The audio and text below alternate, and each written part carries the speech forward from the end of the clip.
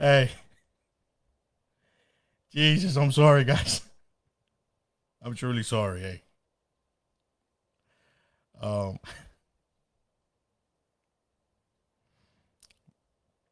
I want to take this opportunity to apologize. We actually had the mic on mute. Okay, so I'm so sorry for that.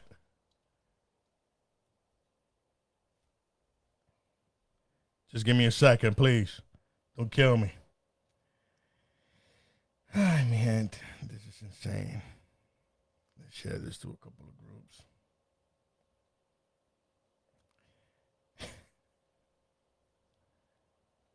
We're gonna have a great night. I'm positive we're gonna have a great night. Um, we're back at it again, people. You know what I'm saying? I'm sorry. If you can, just share it.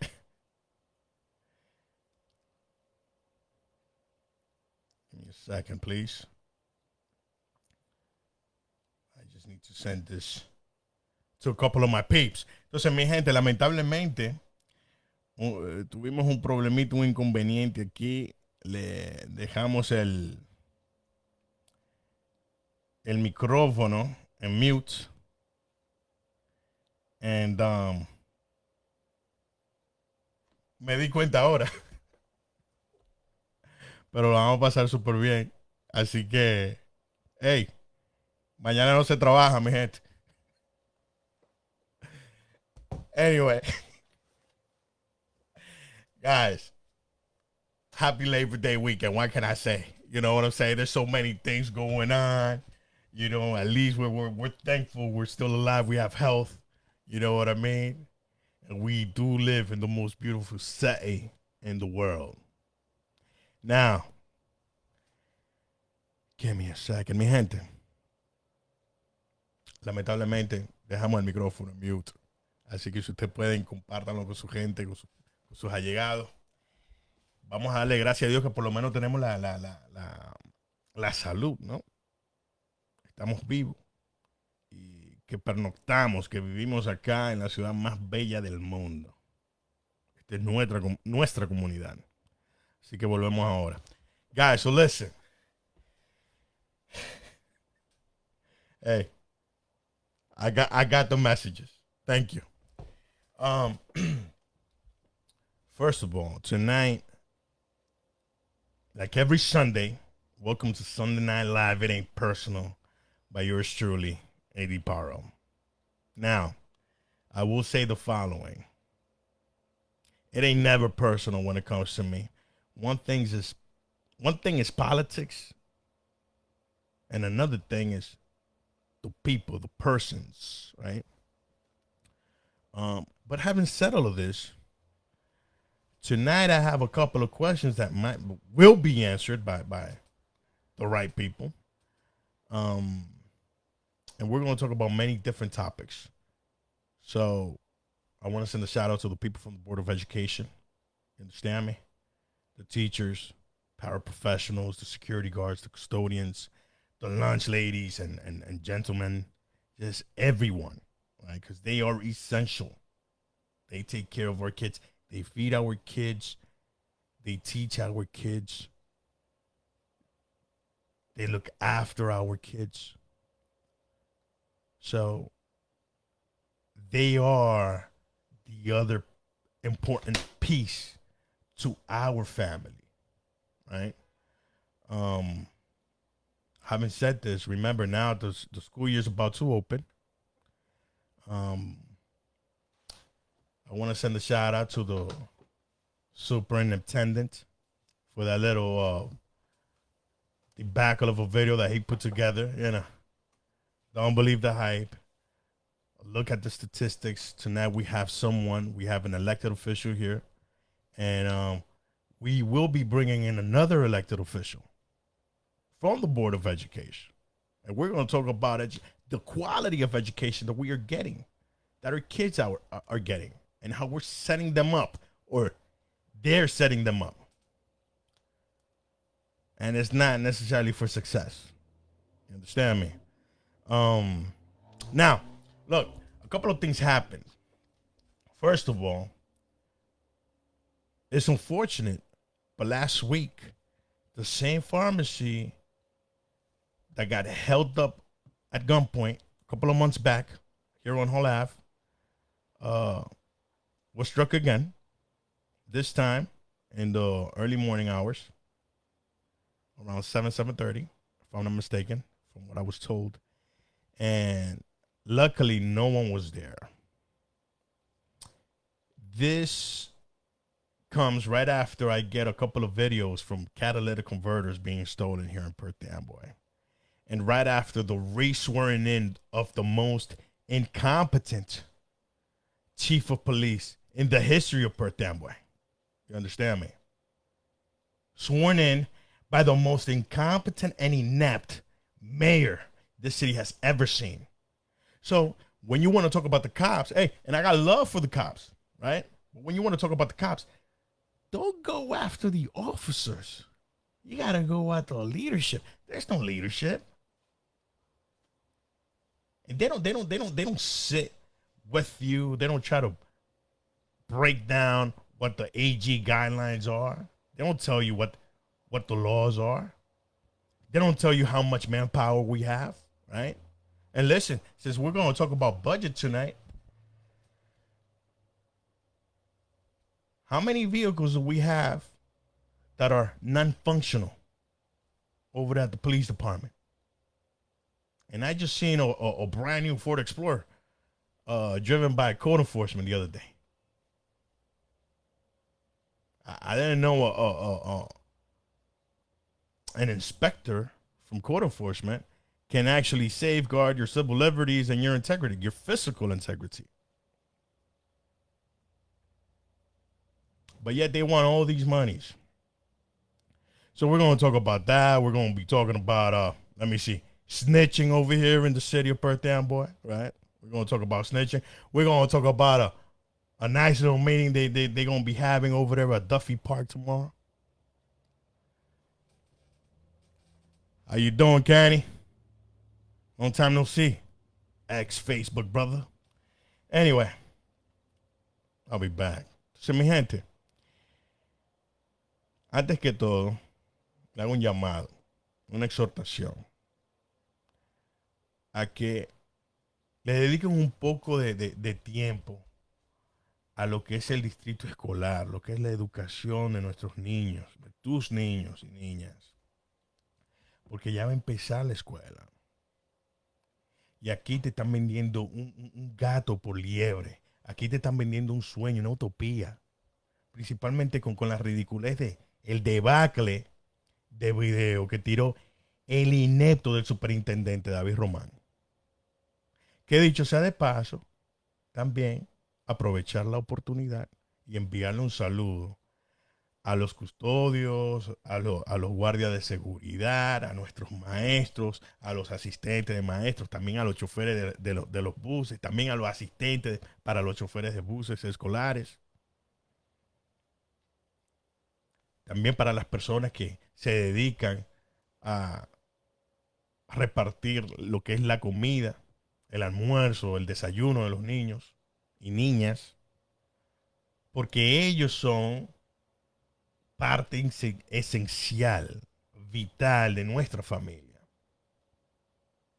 Tienen los crossing guards, por ejemplo, que ayudan a que los niños crucen la calle de forma segura.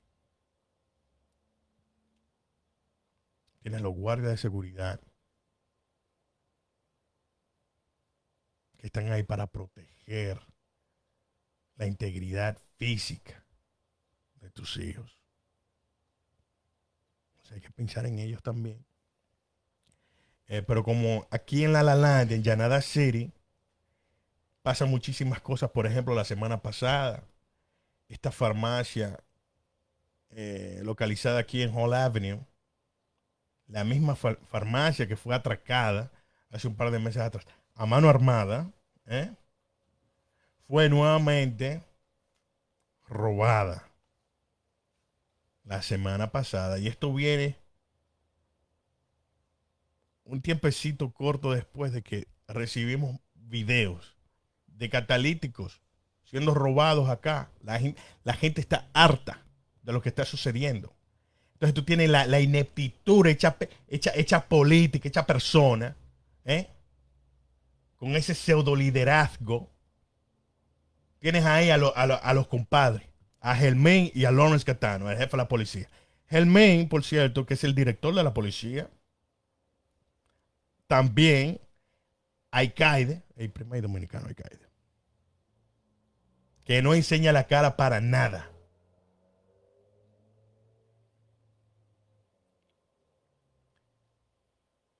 Y para eso estamos acá, para dejarte saber lo que sucede aquí. Aquí no se paran estos pseudo líderes para explicarte lo que son las ordenanzas, las leyes que evacúa lo que es el fiscal general del Estado y cómo eso afecta el departamento de la policía, cómo afecta el funcionamiento, la labor de los policías acá. Y yo entiendo que todo el mundo se frustra y tú quieres agarrar y decirle está del mal que se va a morir. No hay problema. Llévate de mí, no hay problema. Pues. A cada rato le digo yo al jefe hasta barriga verde. Y al otro del perrito. Ay, sí, verdad. Del perrito de la policía. De la unidad canina.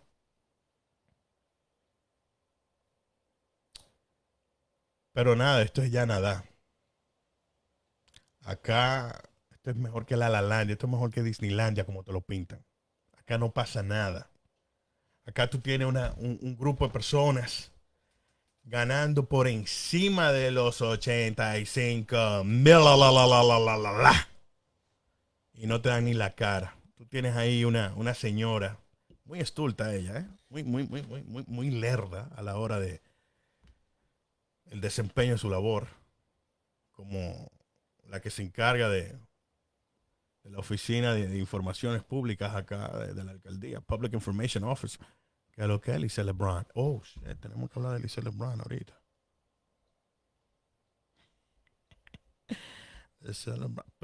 Payo, papá. Uf. Y nadie te da la cara. Pero bueno, volvemos ahora. Mi gente, so now, guys, look. I said I had a special guest. And I meant it, right? I always say this ain't personal, and I mean it. Now, you could say whatever it is you want about Joe Pabon. You could say whatever it is you want about this gentleman. He is the president of the city council. He's a person you could call 24 times a day. And 24 times a day, trust me when I tell you, he will answer back. And if he doesn't answer if he doesn't answer your phone call, he'll get back to you. And if you have a question, he will answer your question. So please, Mr. William Petrick, Council President William Petrick, thank you for coming. Good evening. Nice to be here. Perfect. So Mr. Petrick, first of all, thank you for being here. Sure. By the way, as you can see, we are not in the council chambers. Not tonight. Right? So Not we tonight. can project, right? I want to talk about the budget because people don't know how important the budget is. Okay. And I have a few questions. All right. Sure. For how it works, Mm-hmm.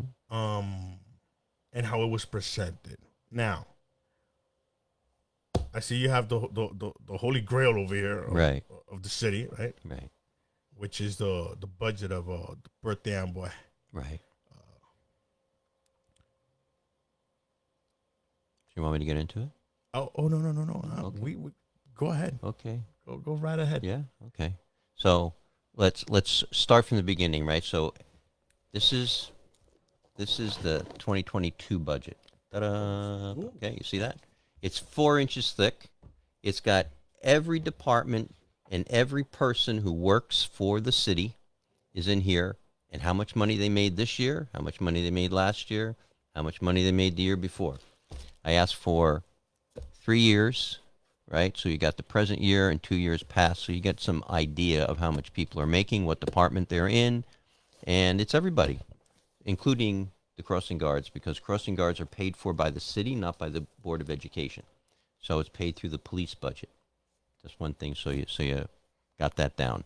But as I said to one councilman or person that I spoke to individually, I said everything that we do within the year, the most important thing that we can do is going through the budget and uh, and scrutinizing the budget so that we get the best value for the taxpayers of our community.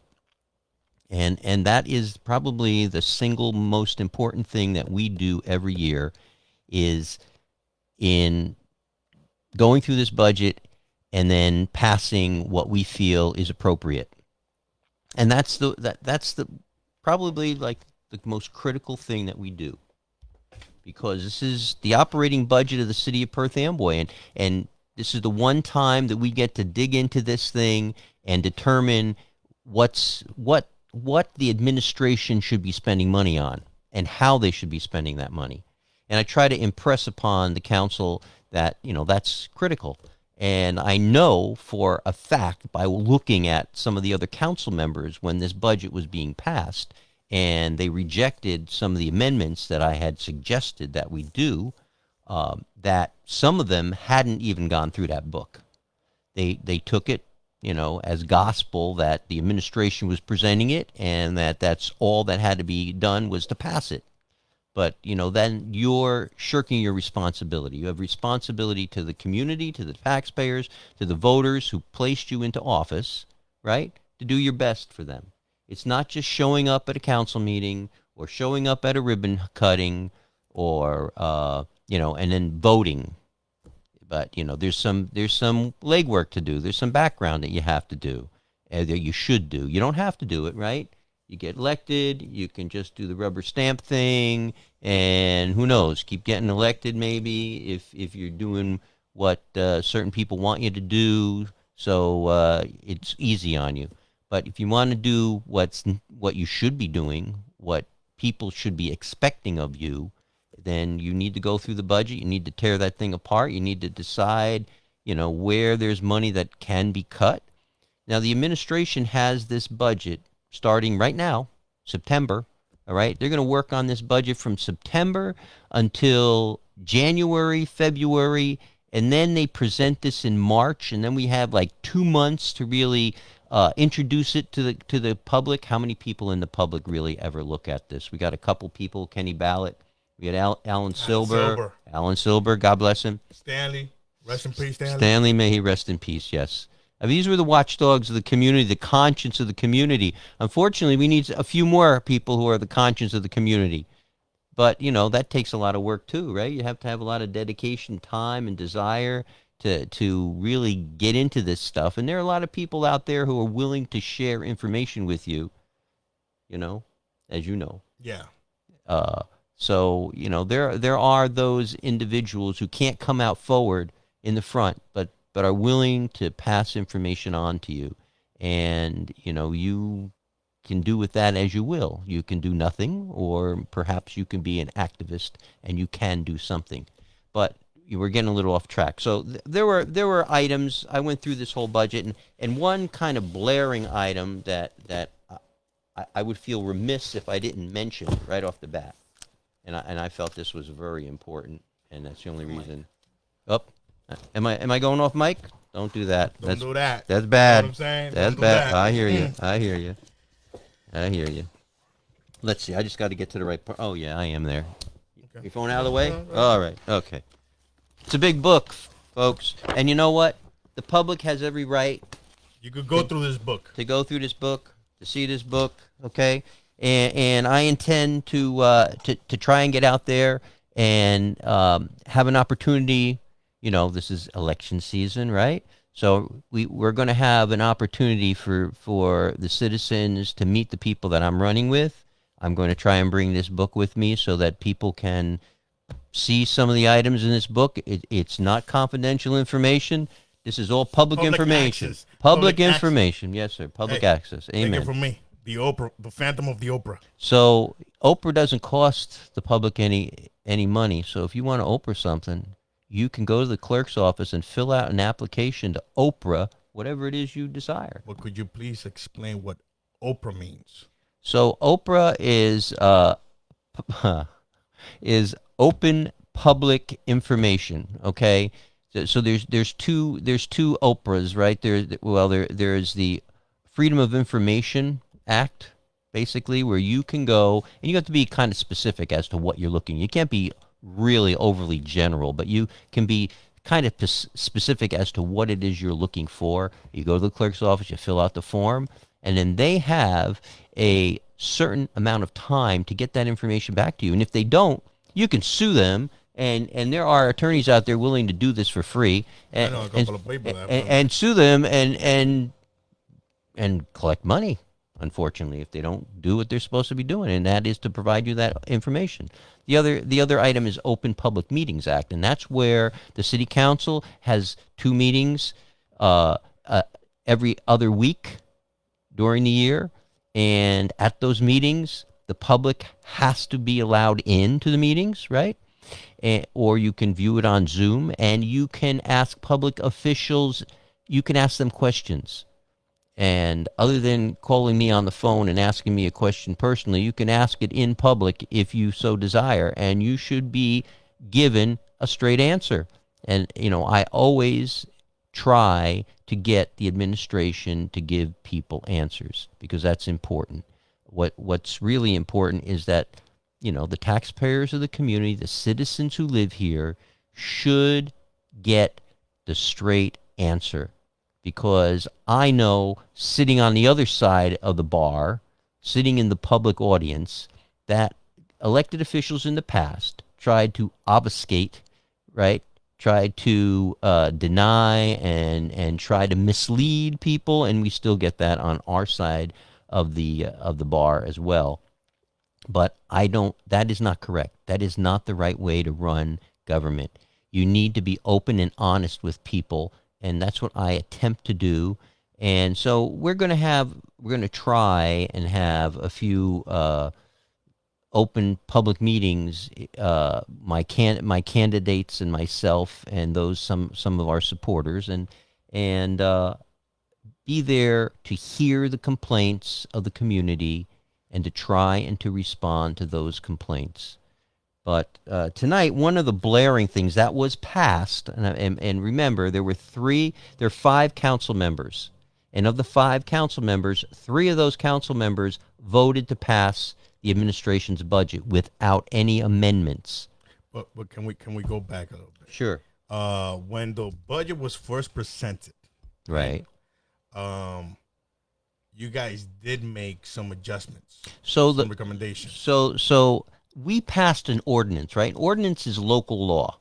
And one of the ordinance that we passed was that we get the budget in February. And I asked at the time, prior to passing this, I asked the CFO, how you doing, Joe Goldie, who is in charge of finance, I asked if that was going to be prohibitive on her or the administration not to be able to present the budget to us in February, because the budget kept getting presented to us in March.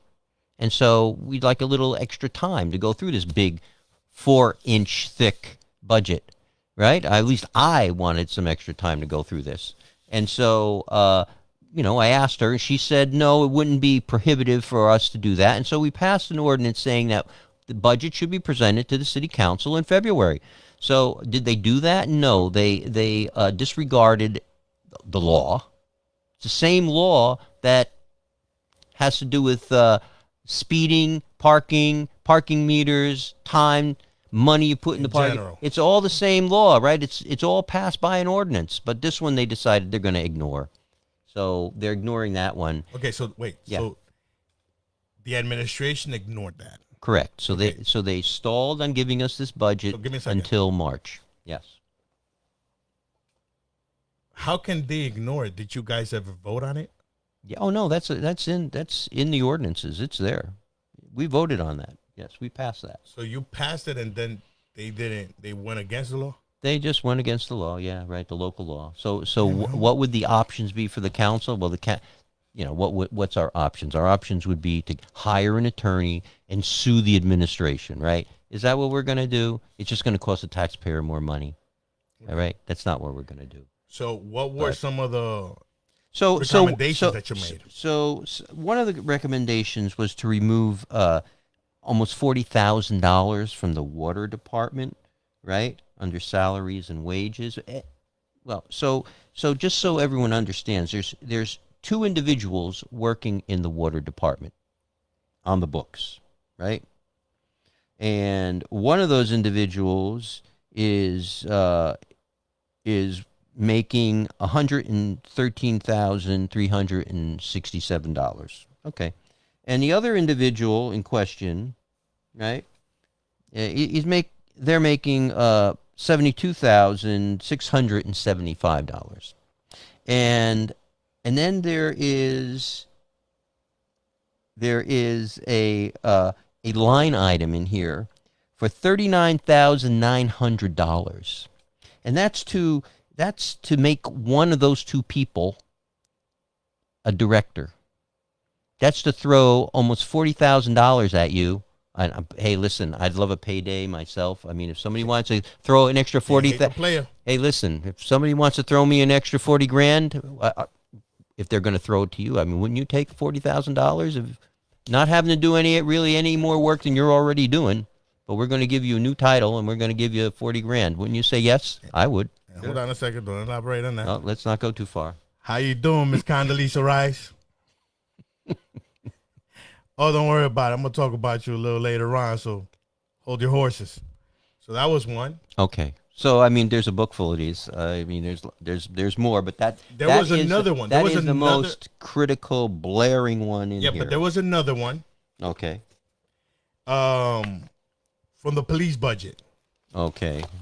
All right. Where do you want to go with that? The canine. Oh well. Okay. The canine. Can you give me the numbers for the canine?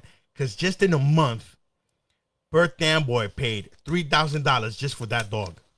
Well, I mean, we got another guy in social services who's going to be critical in this upcoming election, I'm sure. Ooh. But, what can I tell you? No names. No names. I know who that is, though. Hey, no names. You ain't saying no names. You can't say no names. I can. No names. But, anyway. I mean, but this is so. Anyway, so listen. Yes, sir. So that way, so we can actually teach some of the people that don't know how this works. Mm-hmm. How many votes do you need to pass a budget? 3 votes. You need 3 out of 5 votes to pass a budget. And if you want to overturn a veto by the mayor, you need 4 votes to overturn a veto. Okay, and to add money. To add money, you need 4 votes to add money. And to take money? 3 votes. 3 okay. Yep. So, okay. So you asked a question about a dog. About a dog. I'm asking him while you're looking for it. Sure. I want to send a shot. You got it? Well, no, go ahead. I want to send a shout out to the police department. Y'all over there trying to give kids haircuts and all of this good stuff before school year starts. But listen, and you guys are looking for sponsors and all of this. All you got to do is Lawrence Catano, come out your pockets. Right? Come out your pockets. There ain't enough money to do a little activity around the kids and their haircuts, but yet we have enough money to send the honor guard. That's what you call it, the police honor guard. Yeah. Okay. To Jet Stadium. Was it the Jet Stadium? So we got enough money for that, right? Hey, and since we're talking about kids, what? And September's gonna come right around the corner. How you doing, Mr. King Cobra? Aren't you in recreation? Come out your pockets.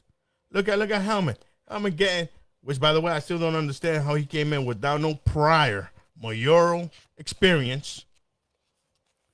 getting paid the same salary where the former mayor left off at. 12 years in office. 12 years in office. Okay? How about you come out your pockets? And since you're looking for that, hey, I want to send a shout out to all the pastors here in Perth Amboy. Females, males, whatever you, hey. Pretty soon, I know you guys were invited to a little rendezvous, a little meeting with Mr. Helman Kaba.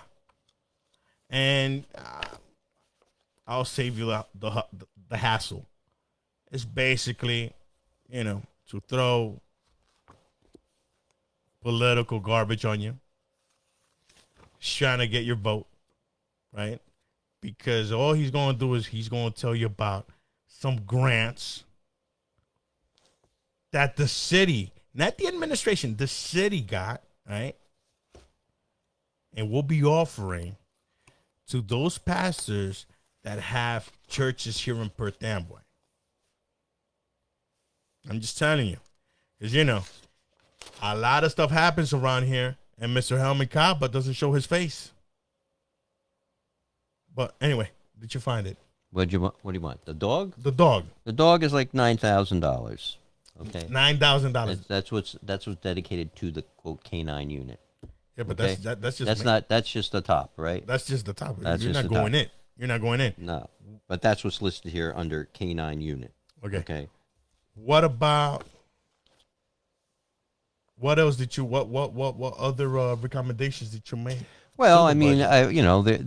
there's money in the another $30-some thousand out of the business administrator's office, and another $30-some thousand out of the mayor's office, just for starts. So I have a question for you. You have a public information officer over there, Mm-hmm, and where has it that Well, we don't have it. That's the mayor's office has the public information. Yeah, I know. So, yeah, I know. I just want to be clear. And thank you for clearing that up. And it was said that actually the public information officer, the mayor's office, actually had to hire a couple of part-timers Mm-hmm. because they kept messing up. As a matter of fact, 9/11 Mm-hmm. next Sunday, right? Yes, sir. 9/11 next Sunday. 9/11. Do you know that last year, what's the address over there of City Hall? 260 High Street. 260 High Street. Have you ever seen City Hall on 260 Smith Street? Sorry, shouldn't do that. Okay. Terrible. And then on top of this, we're paying all that money for all these assistants. And I remember because they want to take credit for a lot of stuff that they didn't do. Right? Yes. So I remember when I got up there for the first and only time that I've been up to the mic Right. at the city council, I actually questioned you Mm-hmm. on the budget and all these monies that Right. were taken off, right? Yeah. Or that were supposed to be taken off, Right. and how some of the council members actually were in to raid the prior mayor's office, right? And Right. defund it Right. because apparently, how you doing, baby girl? Wilda Diaz had hired a political advisor, Mm-hmm. right, Yeah. to her office.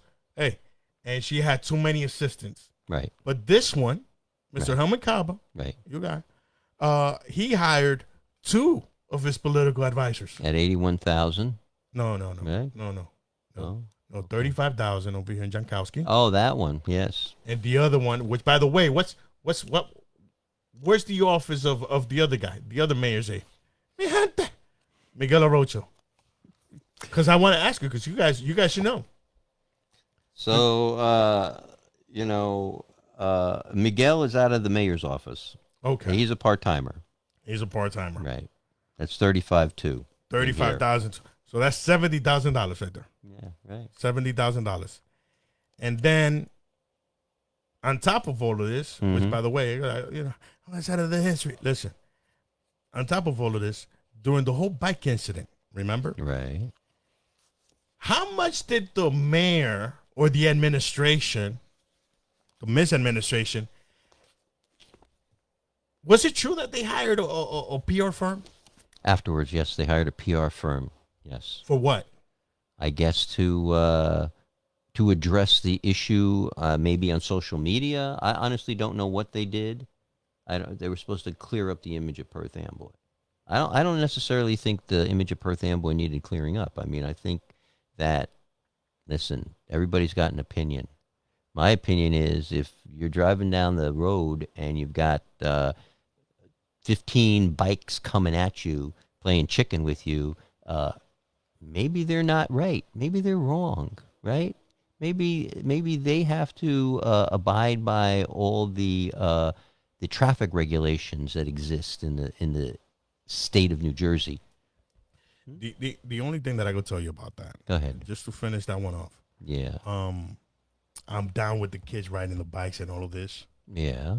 because they have to do something. We don't even have a. Do we Listen, even have something for? Listen, I ride a bike. My kids ride a bike. Okay, I got no problem with but people riding a bike. the way they were riding the bikes, Yeah. that was the problem. As a matter of fact, I almost hit a kid like about 3 weeks ago. It's dangerous. But, I'm sorry. But look, besides that, I believe we are in a period, and it takes me back to when I was in school, and I read of there was this phrase, taxation without representation. Correct. So many things have gone down here in the city. We've had shootings, Yes. catalytic converters. We've had stabbings. Yes. We've had fires. We've had all of that. Hey, we even had a pedophile. Mm-hmm. Did you hear about the pedophile? Tell me. Yeah, a 21-year-old pedophile. Oh, I'll show you a picture later. okay. Pedophile, yeah. So, We had and never has this administration shown face, Right. ever. And you have a public information officer, which, Right. by the way, I think the dog died or something. Oh, No, let me tell you, I'm a pit bull guy. So I think the pit Oh. bull died, and I feel sorry for Really? the animal. Yeah, but I hear that she's been working out of the house, or she was out of working, from okay. home. Beautiful dog. a She had couple a of beautiful dogs, dog there. Okay. Yeah. How you doing, Pio Pio? So, taxation without representation. They say that the taxes didn't go up. They say that the water didn't go up. Oh, yes. No, the They water say went up. that, thanks to the good credit rating here in Perth Amboy, we've managed to get some loans or whatever it was at a very low interest. Bonds and notes. Bonds and notes, Bonds yes. and notes. Yes. That's right. So how come they want to take the The credit goes back. credit. The credit goes back to Greg Fahrenbach, Mark Blunda, and the first Diaz administration. the Diaz. That's when they worked like hell to fix the financial issues that they inherited when they got elected, and throughout the first and second administrations of Wilda Diaz, there were a lot of smart, good people, and I have to give a shout out to Greg Fahrenbach and Mark Blunda, the then director of law, who really and Jill Goldie, who really did a good job in getting our house in good financial order. In good financial order. And it was that and the ability, unfortunately, to raise taxes that showed these investment people that, we were serious about cleaning up Perth Amboy's financial situation. And that's the reason that we got an A++ rating on bonds and notes from the rating companies. So now,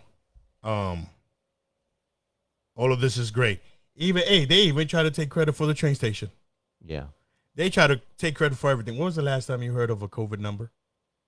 Well, you know what? I get stuff from the National Institute of Health on By the COVID. mayor, by the administration. Don't worry about the national. Nothing. Sorry. When was the last time he ever addressed anything? There was a homicide. Nothing. Did you know there was a couple of homicides here? There was a homicide over here on Terrible. Mechanic. Terrible. Super terrible. There was a homicide next door Super- to my department. Super quiet too. Nobody hears anything. That's all they hear, my friend. That's all they hear. Silence. Yeah, Yes. They know what they hear there. Okay. Taxation without representation. We're Right. paying all these monies, Right. and they're trying to say that the taxes are not going to go up. As a matter of fact, they're going into the COVID relief fund, Yes. into the money, because that's another thing. You, as the council president, I want to ask you, since I have you here, because we had Milady Tejada, whatever the hell her name is, saying when Helman Cabo first came in, I want to take this. Hold on a second. I want to take this opportunity to thank the mayor and this administration for getting us all these monies. 15 was it 15 million, 16 million dollars? Yeah, 16, right? Did he have anything to do with that? Wasn't that federal? That's all federal money that was coming to us. Regardless of who was there, that we were going to get that money. Thank you. There's another problem that I was looking at. Yeah. We have a gentleman over here at the library, Herschel. Yes. I like Herschel. I do too. He's a pretty cool guy. So Herschel was acting director Right. for a library. Well, he was a business manager, Yes, right? but he was acting director, and he wasn't getting paid out of title. Right. That means he never got a dime Right. for being a director. Right. So I have a question for you. Okay. So they moved Joe Rosa, Mm-hmm. Yeah. who was one of the mayor's aides, right? Oh, business administrators. Business administrator, right? right? Assistant, Yes. whatever you want to call him. 81. 81,000. Was it what? 81,000? 81,000. Whatever. His pay. Does he still get paid as at the same salary? With the same salary? You know. Or does he get paid Yeah. as a director? Reason being is, hey, everybody knows I like Joey. Reason being is He's a good guy. oh, he's great. Yeah. Super cool. Reason being is because if he gets paid out of title, Right. then now the city is open to a lawsuit. Because you have a guy that's been working there Right. for over 30 years. Right.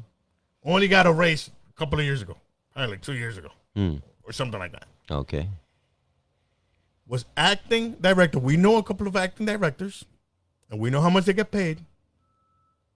He didn't get paid out of title, but then we bring in another guy because apparently word has it that there was a disconnect. There was something there between him and the business administrator. I'm telling you, I got sources. Him and the business incompetent as a business administrator, the HIPAA violator. You know what I'm saying? And even the public information officer, Lisa LeBron, Pio Pio got rid of him. The same way they got rid of Mr. Hoffman. They wish they had Hoffman now. I like Frank Hoffman. So, is he going to get paid as a director, or do they transfer his salary to his title? So it's very interesting because, and I don't have an answer to that because that's all within the administration, and I'm a different department of government, right? I'm in the city council, so the city council can ask the question, but then we have to rely on the city administration to give us a straight answer. The funny thing is that you're bringing up here is that the administration likes to say often now that the library is independent and the library is run by the library board. And by the way, the library has its own tax levy. When you look at taxes, paying taxes here in Perth Amboy, you have municipal taxes, you have library taxes, you have school taxes, you have county taxes. So the library has its own tax line, its own budget. So the question is, if he's been transferred over to the library, then should he be getting paid out of the library budget? Okay, but if he gets paid out of the library budget, right, then there's going to be a problem because we got to get Herschel his money then. What's good for the goose has to be good for the gander, my friend. Okay. That's the way I look at it. No F's given over here. Anyway, but that's on me, not on you, sir. I'm thankful for the Okay. opportunity. Anyway, Yeah. so now, having said all of this, there's another, because, there's a lot of misconceptions out there. And I'm misguided, ill-informed. All of these streets that are being repaved, Right. all of these things that are being done around town, the administration tries to act as if they were the ones that got this together and that are making it happen. When in all actuality, it's the other way around. They didn't do this. This was already planned. You have to plan ahead of time for paving streets. You have to take several years to map out what streets need to be paved first, and then you have to dedicate the funds to paving those streets. And engineering has to plan this. So hold on. Now that you mentioned that, yeah. I don't mean to cut you off. Now that you mentioned that, engineering, but they want to take the credit for the repaving and all of this, the beautifying, right? Right. Of the streets here. How come they don't take credit for the debacle over here on Smith, on State Street, and the disconnect between the city engineer, right, and the gas company? Yeah. How they're worse than the Smith Street is actually worse than it was before. That's a failure of the administration and the engineering department for not having a good line of communication with Elizabethtown Gas. We've been talking about this for almost as long as I've been in the city council, which is 12 years now. We've been talking about Elizabethtown Gas digging up our streets, wreaking havoc. I mean, it was like a war zone. It's like being in Beirut, some of our streets, and it's because they've been cutting them up, and a few times they cut them up after they were paved. So if there's some communication between the city, because Elizabethtown Gas has to have a schedule. They have to know at some level in their engineering department what streets they're going to attack first and cut up. And if they would communicate that well with our city engineering department and our engineering department planning on what streets to be paved, then, it's going to save a lot of money and a lot of time, and especially a lot of tax dollars in not paving a street that Elizabethtown Gas is going to cut apart that year or the following year. It was like 2 days later. It's crazy. So now, wait. Insane. So now that we're talking about the repaving and all of this, how you doing, Hellman? Hey, what about the lighting situation?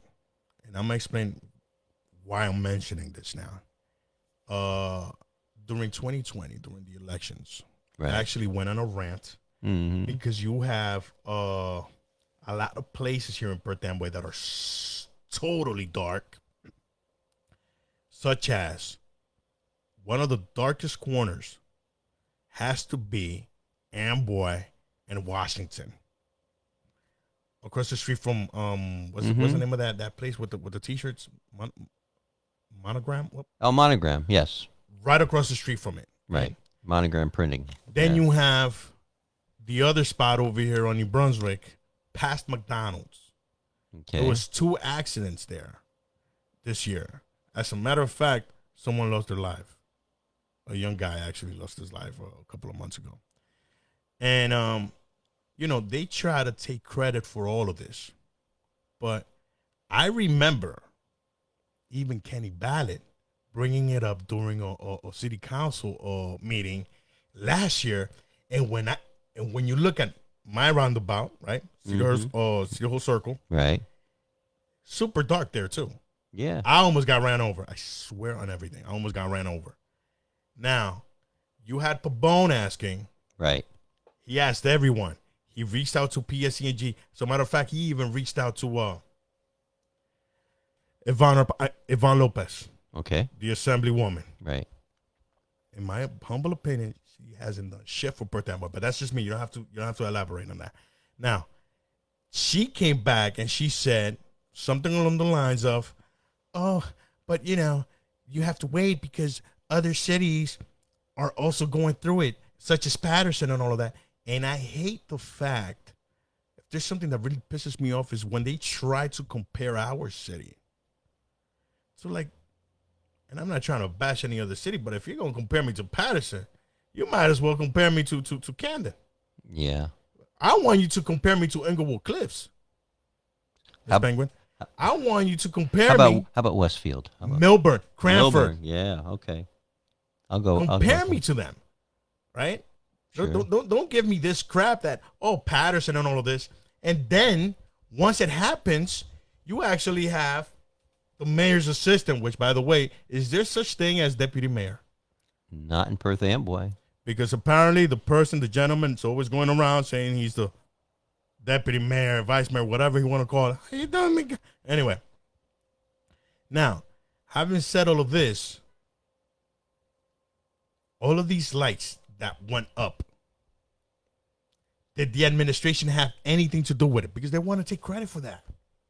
Well, I'd say the prior administration had something to do with it because we've been hounding PSE&G for years now to fix the lights.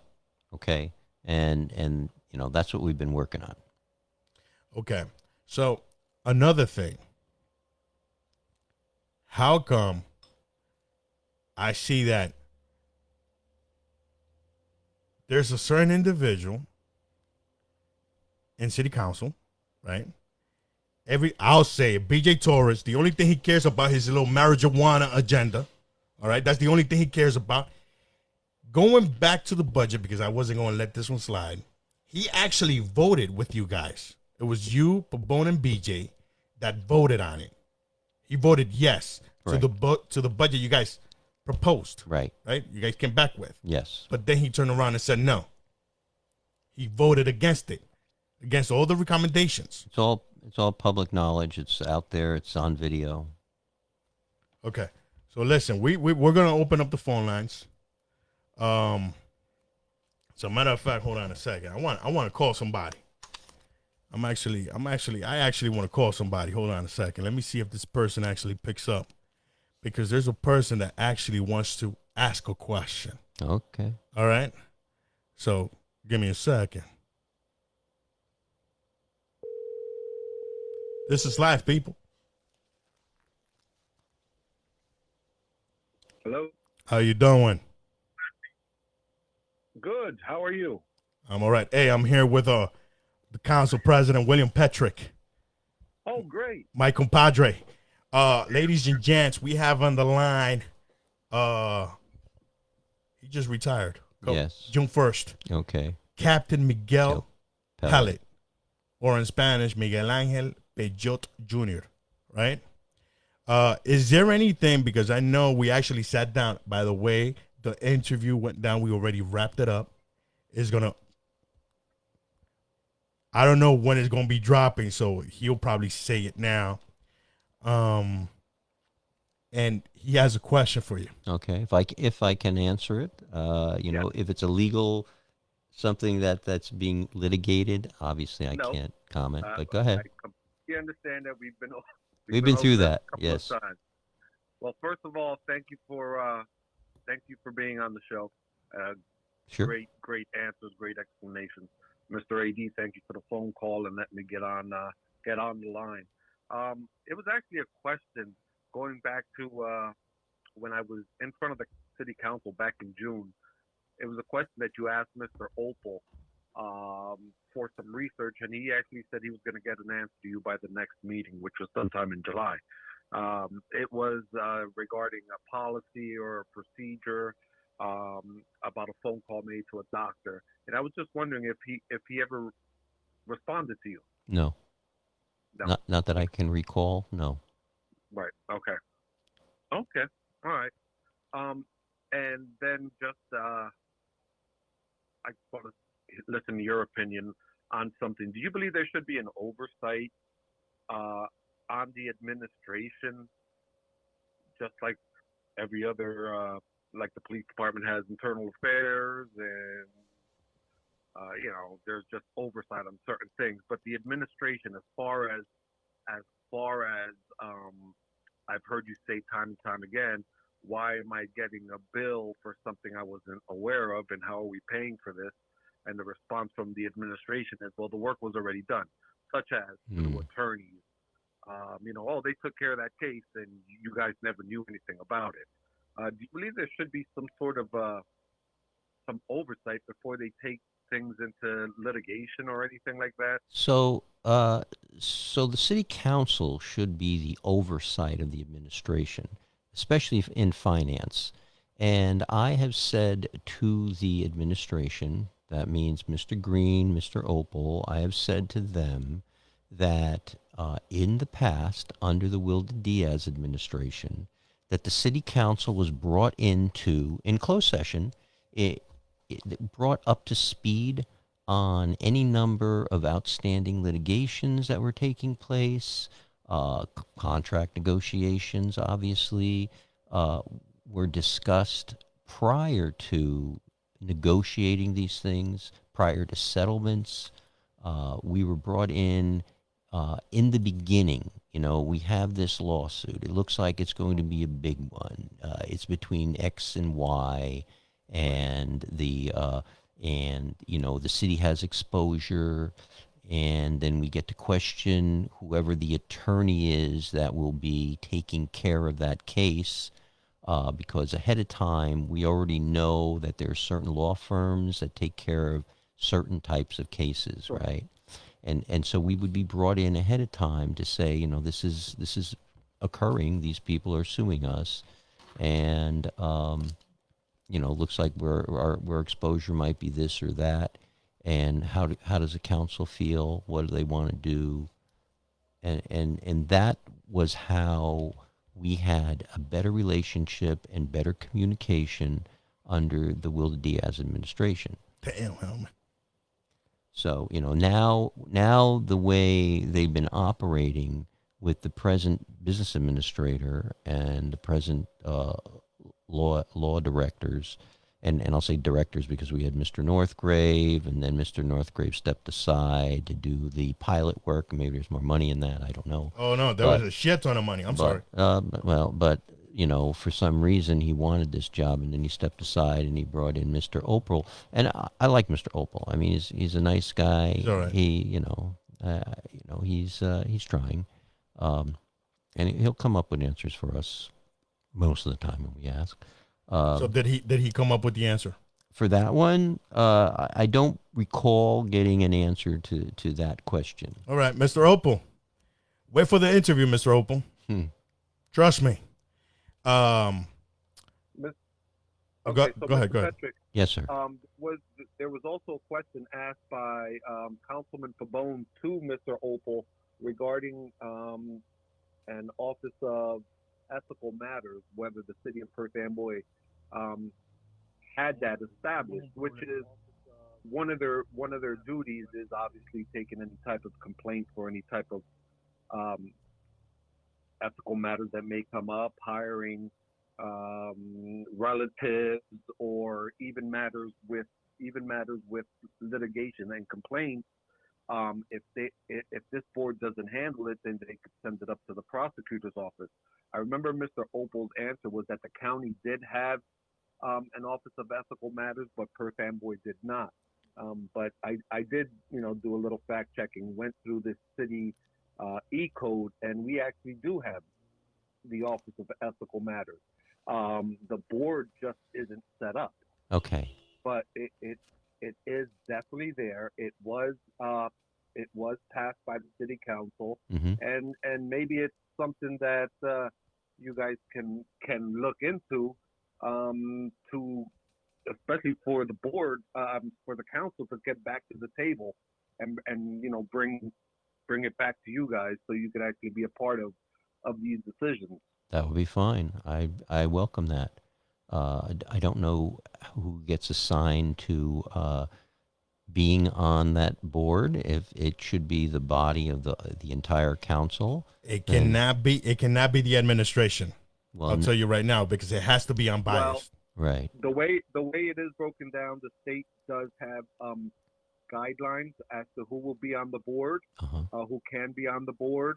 I do have everything, and I'll be more than happy to forward it to the entire council. Sure, share it with us. Well, I appreciate your time. Thank you for answering, and I'm sure I will um, be seeing you guys soon. And have a great holiday. Well, you as well. Hey, Thank you for your hey, service. hey, do me a favor, Mr. Pellet. Yes, sir. Whenever you get a chance, call Nicky. You call Nicky and you tell him he got to come sit down. All right? How you doing, Nicholas? I'll be on the phone right now. Thank you. Thank you, sir. Oh, by the way, uh, you remember Click? Yeah. Goodbye. Goodbye. Click. Anyway, well, that was Miguel Pellet. Mm-hmm. So anyway, before I let you go, Sure. I have two other questions to ask you. Go ahead. Number one being, I remember when they were looking at Mike Green, the current business administrator. You Right. had Ramson, Right. the interim business administrator. Right. And you know, Mike Green looked like it was God's greatest gift to earth on paper. This is just my opinion, right? Sure. On paper. And one of the things that was asked of him was, if you want this position, if you want this job, you have to move into Port Amboy. This was almost 2 years ago. Has he moved back to has he moved into Port Amboy? Okay. So as far as I know, and a response that he gave to some other citizen was that he's done better than any of the other any of the other business administrators that we've had. And remember, under the Diaz administration, we had about 13 of them. So Mr. Green is either 14th, 13th, 14th. You know, you lose track after a while, right? So many business administrators. Anyway, so the response that Mr. Green gave was that he hasn't moved into town, but he's purchased a piece of property in town. So he has a rental property in town on Mary Avenue, but to the best of my knowledge, he has tenants in there. He hasn't moved into town. So he's in violation of the ordinance that No respect for Hellman. that states that, you know, you have to live here if you're working here. He didn't ask for a residency waiver, but when we were looking at him to hire him, I specifically looked him in the eye and I asked him, "Are you willing to move into town?" And his response was yes, but he'd have to find the right location. $143,000, sir. $143,000 laughing all the way to the bank. So he said that he'd have to be able to afford to live in town, that he'd have to be able to find a property that he could purchase to live here. And I said, okay, that's fine, just as long as, you know, we're clear that, you know, you're not looking for a waiver, you're willing to move into town, and the answer was yes. And that was prior to hiring him. All right. So that was one of the questions. The next question.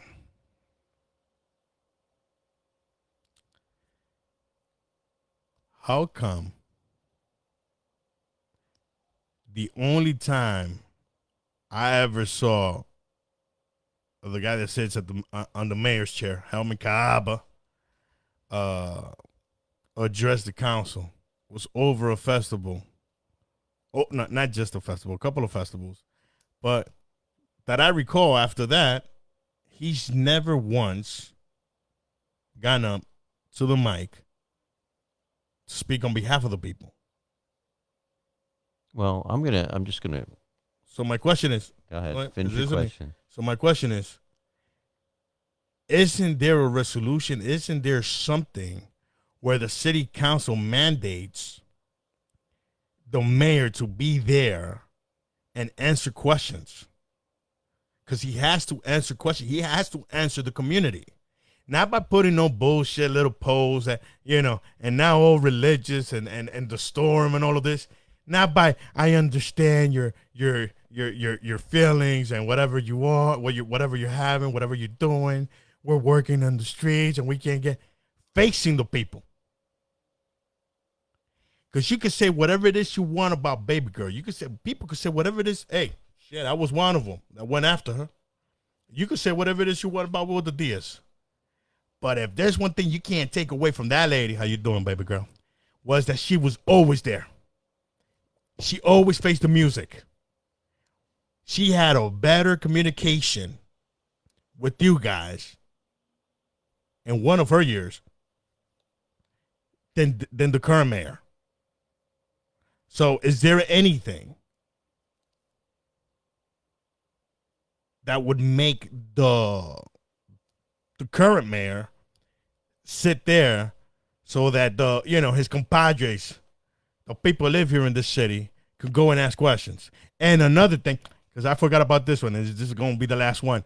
How many vacation days does the mayor and the business administrator have? Because the other day, Helmut Kahaba, after me and Roman went live, he went MIA, and I got sources, my friend. You know I got my sources. Amen. Hey, I don't give nobody up, so yeah, y'all could be okay. And then he sent out an email suggesting that Mike Green was going to be the acting mayor, but then there was a disconnect because then Mike Green wasn't around. So who was the acting mayor then? So these are the questions that we want to know. Because if we're paying these guys $98,000 and some change, plus whatever it is we pay, plus the furniture, all of that crap, and then on top of this, we pay this other guy $143,000, and one of the specifics for the job, one of the requirements, is you have to move into the city. Almost 2 years later, hasn't even moved in. And I see that he's always on vacation. Right? He's always somewhere in La La Land. Hey, he's been to Dominican Republic a couple of times. How you doing, Mike Green? KC and JoJo.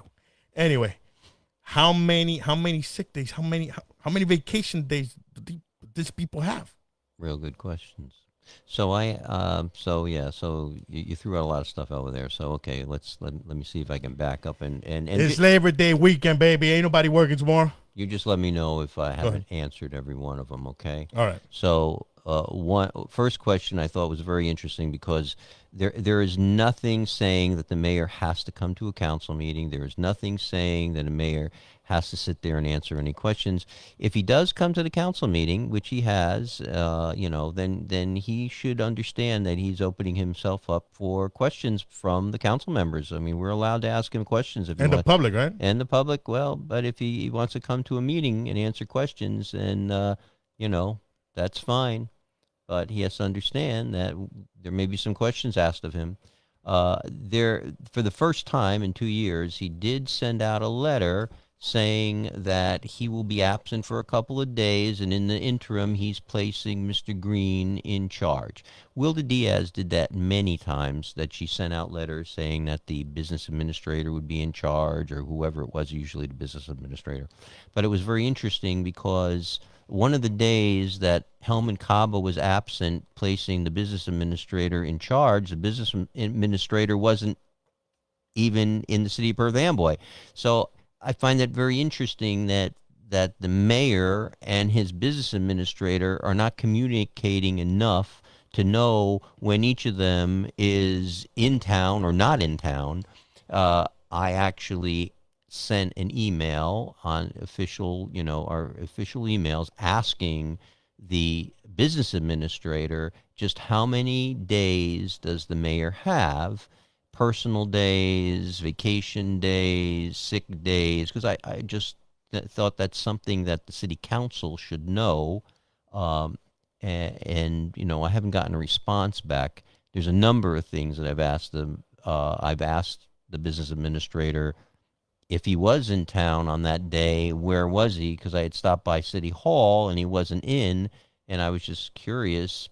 The day that he was supposed to be left in charge when the mayor was absent, and I didn't see him there. So I just, I wanted to do the right thing and ask him where he was.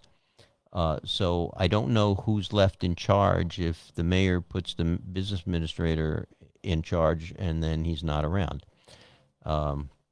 I guess it's ad hoc, and anybody who wants to take charge can. I'm not sure how that works. So, Did I answer everything? I mean, Yeah. the number of days that the mayor gets, that hasn't been answered. The number of days that the I'm just asking because I business, remember. I yeah, hold on a second. go. I remember. I remember I had a conversation with Hellman. I remember I looked him in the eye. How you doing, Hellman? Hellman, give Wilda Diaz her money. It's not up to me. She gonna give her money because there was a lot of times where she didn't take her vacation, and we could go back and forth with that. Mm-hmm. But she was paid. Now, the reason why I'm doing all of this is because I don't want that. I don't want the same thing to happen to where he's gonna come in and say, "Wait, but We passed an ordinance, okay? So I disagree with you on Hey, whether Wilda welcome Diaz. to America." Welcome to America. I disagree with you whether Wilda Diaz should have gotten her money, and so I did. Okay, the council did pass an ordinance moving forward that no elected official, whomever, no elected official will be entitled to get paid for vacation days, sick days, or any other days that they haven't taken. Okay. That's it. All right. Well, guys, that wraps it up. Not yet. Oh, okay. I'm sorry. Okay. Jesus, you want to give out your number? Suave. Suavemente, Okay. my friend. Okay. So I just want everyone to know, because I did say that I will answer the phone. So I'm going to give you my city cell phone, okay? So it's 732-877-0511.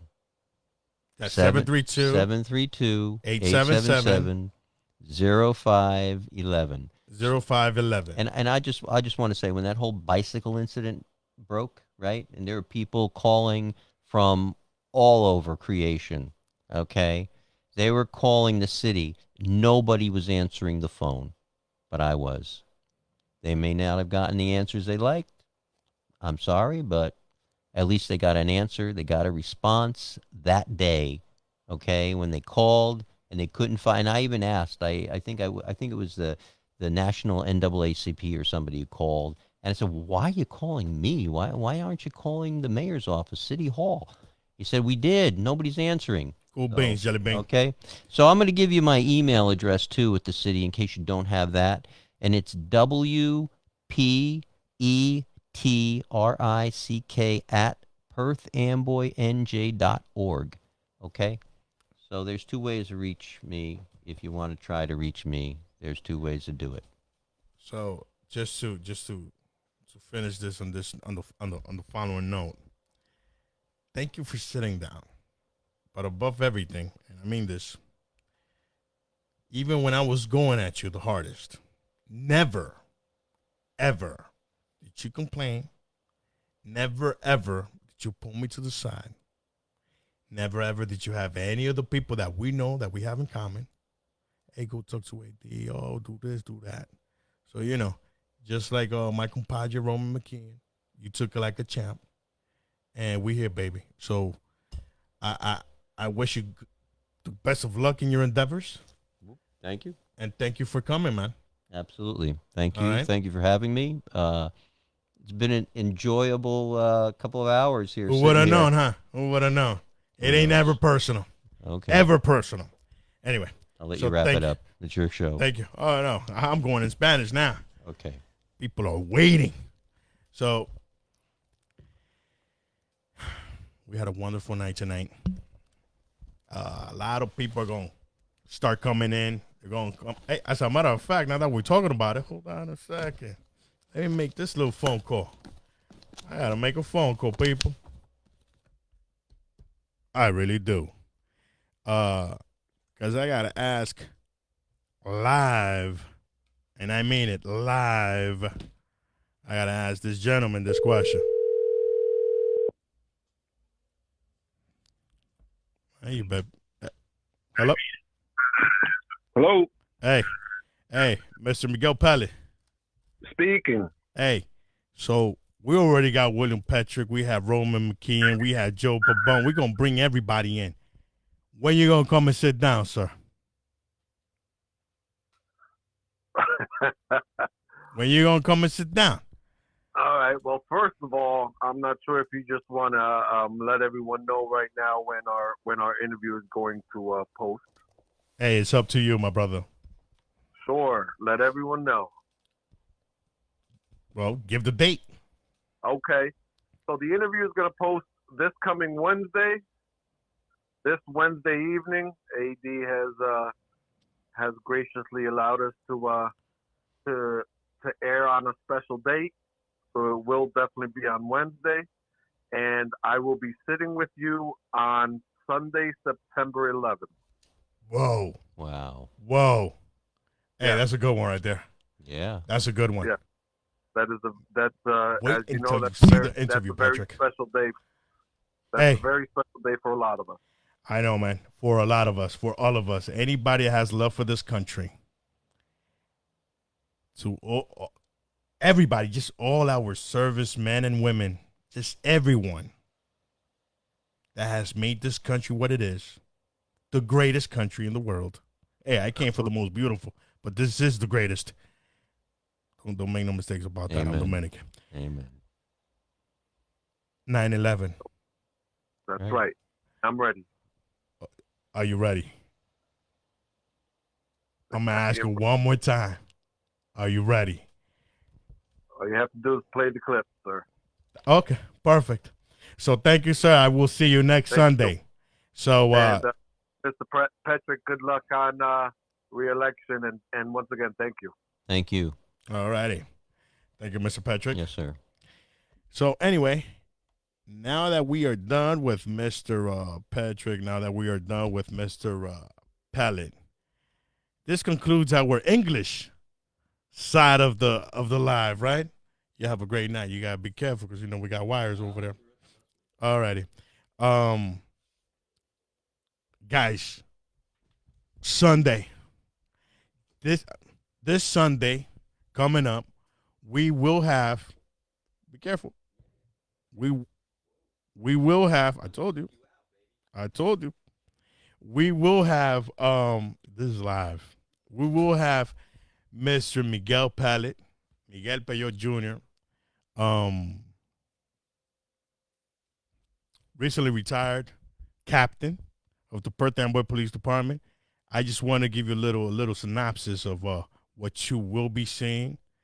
It was actually a sit down we had, and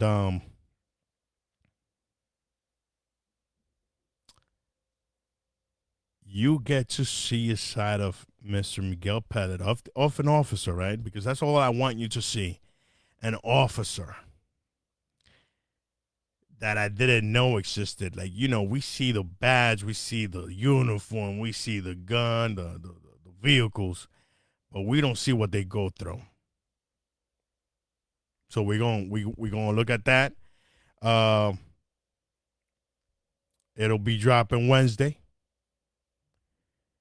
And I guess there's a lot of things that didn't make it on this first sit down. This is the first one. And there's a lot of things obviously that I decided to leave out for the live. So que Dios te bendiga, papi. Guys, I'll see you next Sunday. So entonces, mi gente, wow, la pasamos súper chévere hoy. Entonces ahora vamos a hablar totalmente en castellano. Estábamos hablando acá con el presidente del Consejo Municipal de nuestra gran ciudad, quizá la más bella que haya, Llanada City, ¿verdad? La folclórica y carnavalesca ciudad de Perth Amboy. Hablamos del presupuesto, de cómo funciona el presupuesto. Para aprobar el presupuesto, son 5 los concejales. Para aprobar el presupuesto se necesita la mayoría, que son 3. Para cortar salarios, o no salarios, sino presupuestos de ciertas oficinas en la administración, se necesitan 3. Perdón, se necesitan 4.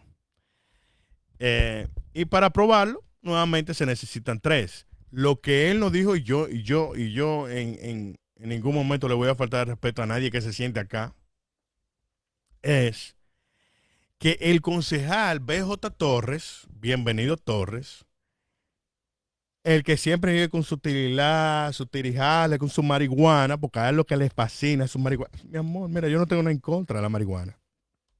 Fúmatela. Si quieres, si puedes olerla, también huélela. Si te la quieres comer, te la puedes comer.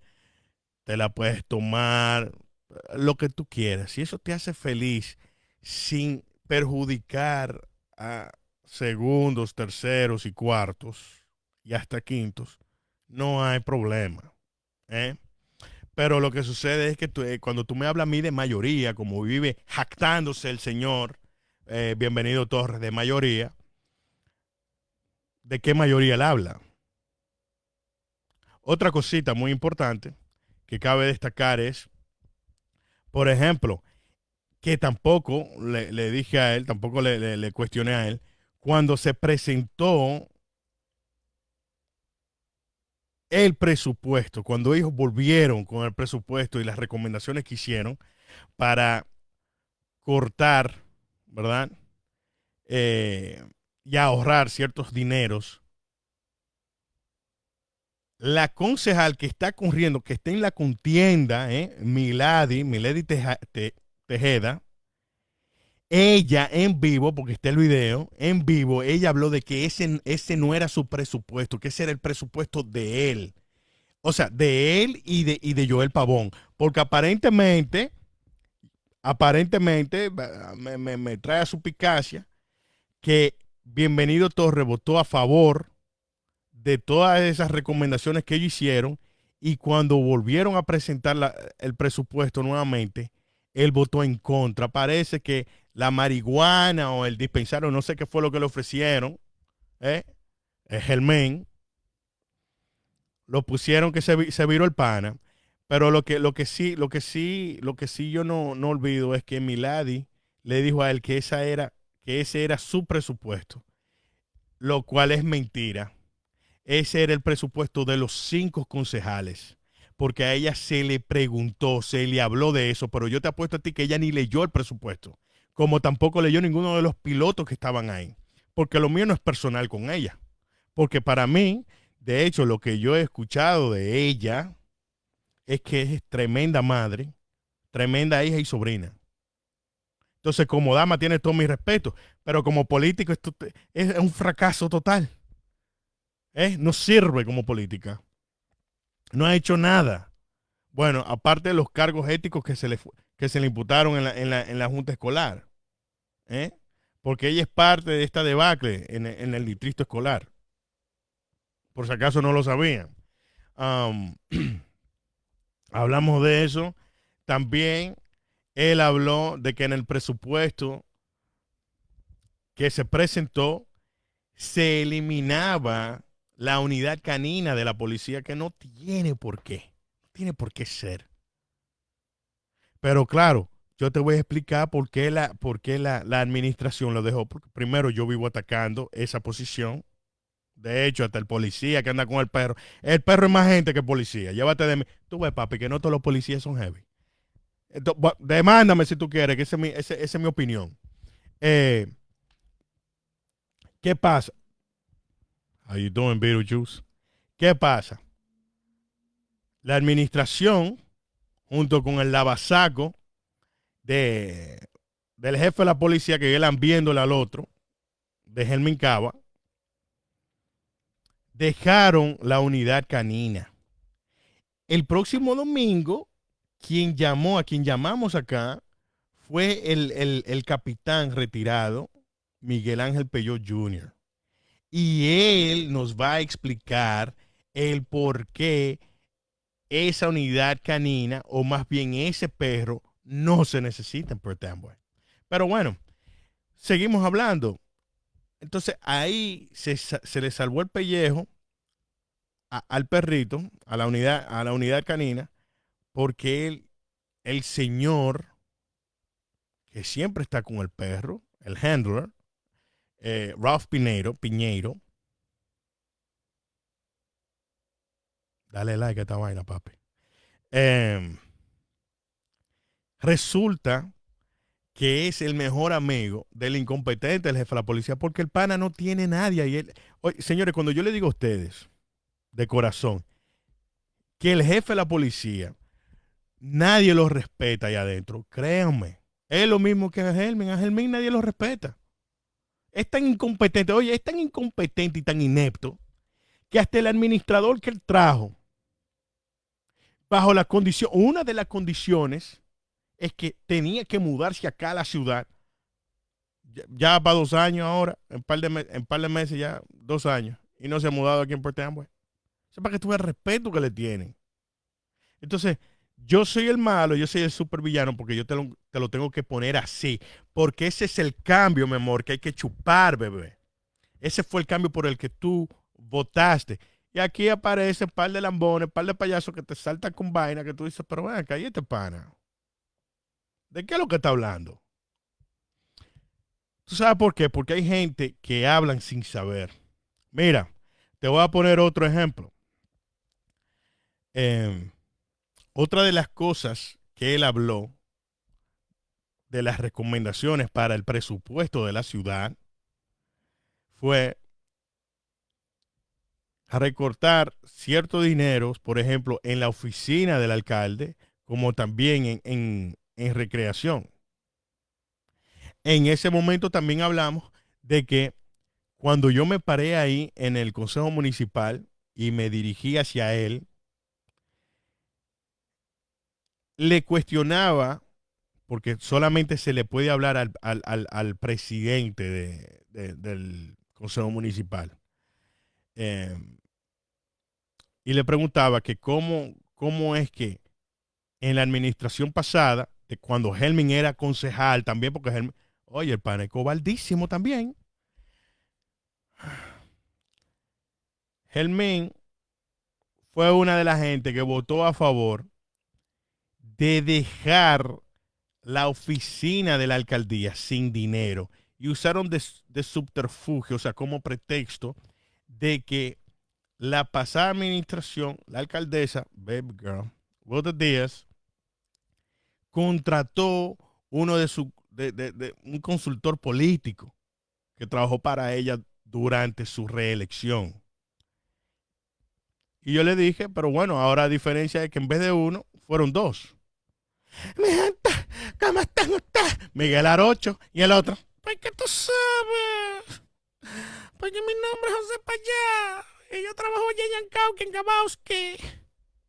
Esa gente trabajaron para él. 35 y 35. Yo no veo mal que ellos se ganen su dinero. Ey, eso no tiene nada de mal. Pero no me vengas a hablar a mí de moral. No sea tan hipócrita, no sea tan cínico, pana. ¿Eh? Porque lo que es bueno para ti tiene que ser bueno para todo el mundo. También le hablé a él, oye, ven acá, en la oficina de la alcaldía hay una persona que se encarga de lo que son las informaciones públicas, ¿verdad? Por ejemplo, las actividades, los aconteceres de la ciudad, lo que va a hacer la alcaldía. Y esa pana es tan incompetente, Lice Lebrón, tan incompetente, que tuvieron que buscar 3 personas, si no me equivoco, part-time, para que les revisaran su trabajo.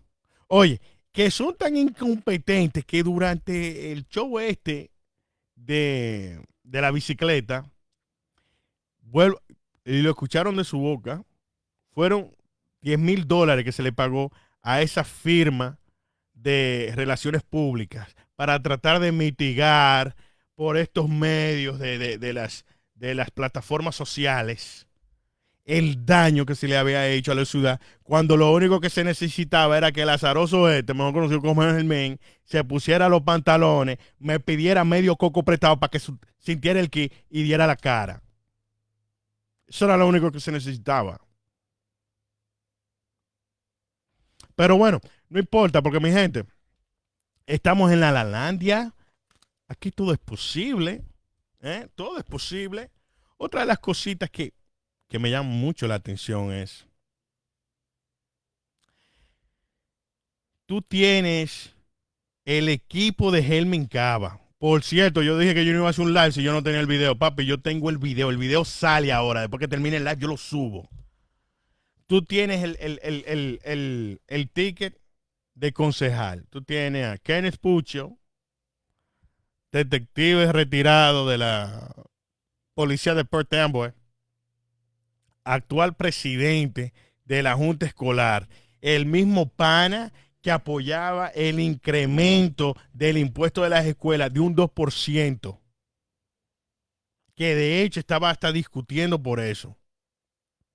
Ahí está Milady Tejeda, la que está corriendo también, incumbente le dicen, ¿eh? Para aconsejar nuevamente la reelección, quien aprobó este presupuesto, que ella también, porque es la doble moral. ¿Tú me entiendes? Porque eso es ser hipócrita. Oh, entonces tú fuiste una de las personas que estabas en contra, que votaste en contra de Wilda, porque tenía un asistente que fue un colaborador, un consultor político, pero el pana tuyo ahora tiene dos y tiene que si yo cuánto asistente allá adentro, todos los muebles y toda la porquería que se han comprado ahí. Y este presupuesto sí tú lo pasas. Como también trató de indilgarle el mérito de los 16 millones, si no me equivoco, de ayuda del COVID. Pero eso es lo que hay, mi gente. Eso es lo que ustedes están votando. Ese es el equipo de él. Ahora tú tienes, por ejemplo, la plancha de la Junta Escolar. Tú tienes, por ejemplo, a Luis Marte, policía, se fue para la Guardia. La Guardia Nacional. Viene como en 2 meses. ¿Será porque él es dominicano? Después tú tienes al otro, Joas Quiles. Señores, Joas Quiles vive en Carolina, mi gente. Ahora, yo voy a subir el video, Joas. Yo voy a subir el video. Desde que termine, papi, desde que termine el live, yo lo voy a subir. Porque supuesta y alegadamente tú no vives acá. Hay videos, hay fotos. Tú saliendo a trabajar, tú llegando del trabajo. En una de las casas que supuesta y alegadamente vive ese señor, trabaja una persona, vive una persona que trabaja para el distrito escolar acá. Entonces, ¿qué ustedes piensan hacer con esa persona? Le van a decir, oye, si tú dices que él no vive aquí, te vamos a votar. Mira, yo tengo, los cocos que yo tengo, mi amor, son suficientes como para yo agarrar normal, pedirle a todos los maestros una contribución y sentarme todos los días afuera de esa casa en Carteret. Supuestamente tú no vives ahí. A grabar eso. Hey, la calle es libre. Entonces tú tienes ese pana que no vive acá. O sea, hay que mandarle un saludito también a Jasmine, a la amiga mía. Ya se te lo dije, mi amor. Yo nunca estoy en contra de nadie. Todo el mundo tiene derecho a superarse, mi gente. Usted tiene derecho a aspirar. Yo espero que me aspiren, pero todo el mundo tiene derecho a aspirar. Coño, pero si tú tienes aspiraciones, coño, vete mejor sola, te lo dije. Vete sola, mi amor. Porque ahora tú eres tan incompetente. Usted no tiene ni eslogan, usted no tiene ni dinero en la campaña de ustedes. Ni el debacle de la plancha de concejales, que usted, de candidato al concejal municipal, tiene dinero. Y ahí estaban pidiendo dinero los otros días. Valga la redundancia. Entonces, esas son las cositas que están pasando acá. Y ustedes tienen que abrir los ojos. Y todo el mundo ahora mismo vacacionando. Todo el mundo está vacacionando. Porque fue como yo le pregunté al señor aquí. Le dije, venga acá, ¿cuántos días de vacaciones tienes el men? ¿Y cuántos días de vacaciones tiene el administrador? Porque aquí todo el mundo, o sea, todo el mundo no. Aquí esos dos caballeros, eso es a cada rato. Y es tanto así que lo que sí me llamó la atención es que después del live que hice con el retirado, ya retirado, ex jefe de la policía, Roman McKeon,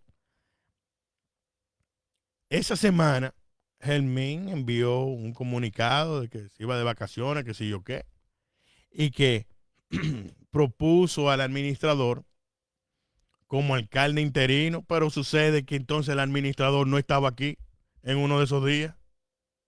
Entonces, este es el cambio, esta es la transparencia, esta fue la visión por la que votamos, o bueno, votaron, pero como quiera está ahí, entonces votamos todos, olvídate de eso.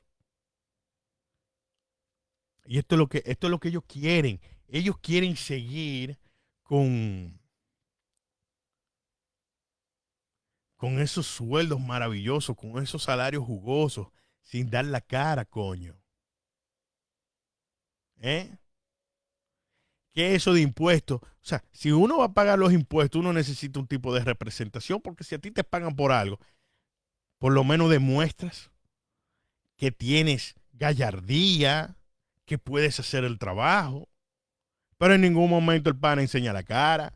Oye, homicidios, mecánica, al lado del jefe, al lado del departamento de la policía, en ningún momento dan la cara. Espera que el fiscal del condado emite un comunicado. ¿Qué cojones? Y si esos son ellos, imagínate lo que vienen atrás con ellos. ¿En qué momento tú has visto a Milady referirse a nada a lo que pasa aquí en la ciudad? ¿En qué momento tú has visto, por ejemplo, a Kenneth Puccio referirse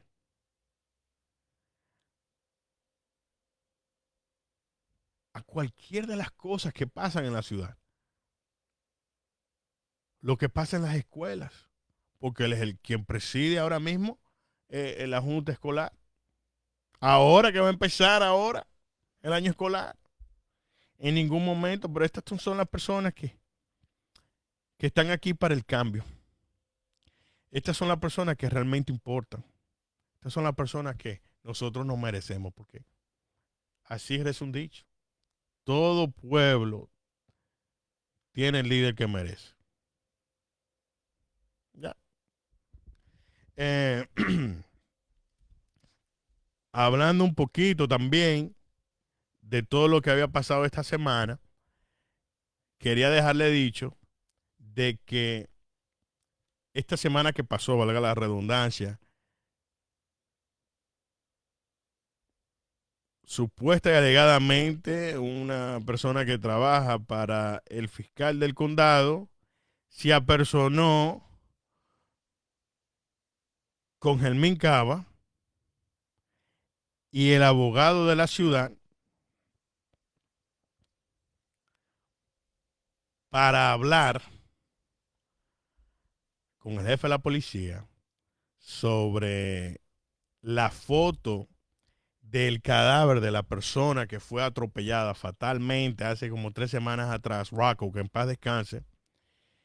Esto se está poniendo bueno. Esto se está poniendo que pique y se extiende. La persona que teníamos en la línea telefónica ahorita, vuelvo y reitero, capitán retirado Miguel Peyot, a quien se le violó sus derechos laborales. Esa entiendo que eso es retaliación, que lo que le pasó a él, entiendo que eso es persecución también con él, pero todo el mundo va a saber qué fue lo que pasó ahí. Recuerden, mañana en Duffy Park habrá un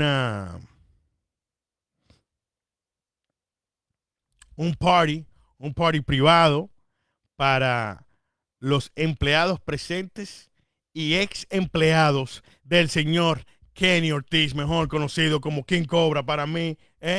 Kenny, coño, va a tirar una fiesta ahí para los actuales, los actuales empleados y los ex empleados tuyos. ¿Qué es lo que tú estás buscando? Voto también, porque yo no te pago a ti para eso. La comunidad no te paga a ti para eso. Kenny, 12 letras, papi. En inglés son 12 letras. Mi gente, pásenla bien. Porque ya tengo que terminar. Tengo que irme.